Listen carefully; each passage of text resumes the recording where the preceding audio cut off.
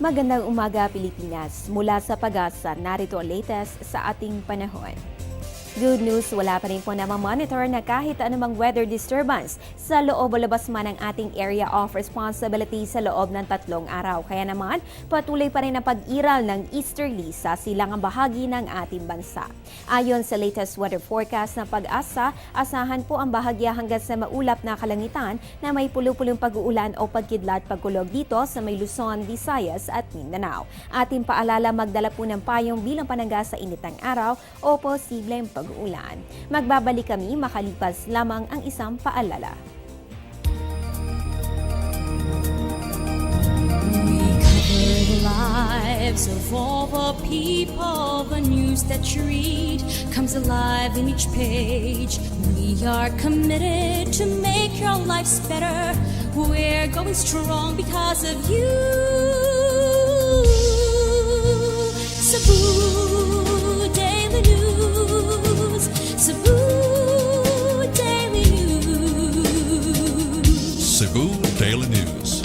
We tell it as it is. Kada April 22, bawat taon idinadaos po ang Earth Day, ang nag-iisang pinakamalaking environmental celebration na nilalahukan ng mahigit 150 bansa. Ngayong taon, nakasentro ang selebrasyon sa temang Earth Day Every Day, Everywhere for Everyone.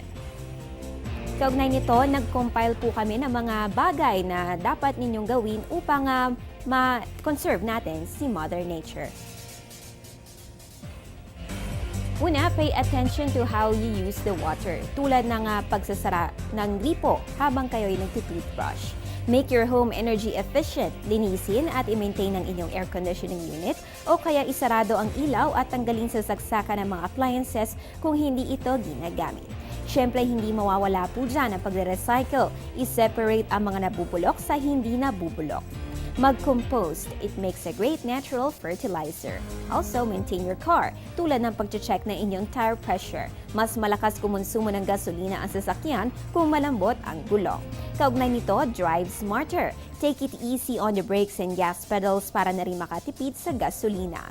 Leave your car at home kung malapit lamang ang destinasyon. Kung hindi naman maiiwan, i-schedule ang inyong lakad sa isang araw para makatipid sa oras at sa gas. And finally, take alternative transportation. Maglakad o magbisikleta nang makabawas sa pollution at makakapag-ehersisyo ka pa. Kung sobra namang mainit ang panahon, pwede naman mag-commute o mag-carpool. Maging environment conscious tayo. All the small things makatutulong to help conserve the earth. At yan ang latest mula dito sa Pag-asa. Ugaliin mag-monitor ng weather conditions sa pamamagitan ng Panahon TV, Facebook at Twitter accounts. Antabayan na rin ang aming susunod na update mamayang alas 12 ng tanghali. Ang update na ito ay hatid sa inyo ng Panahon TV Express kung saan walang pinipiling panahon ang pagbibigay impormasyon. Ako po ang inyong weather girl April Enerio. Magandang umaga.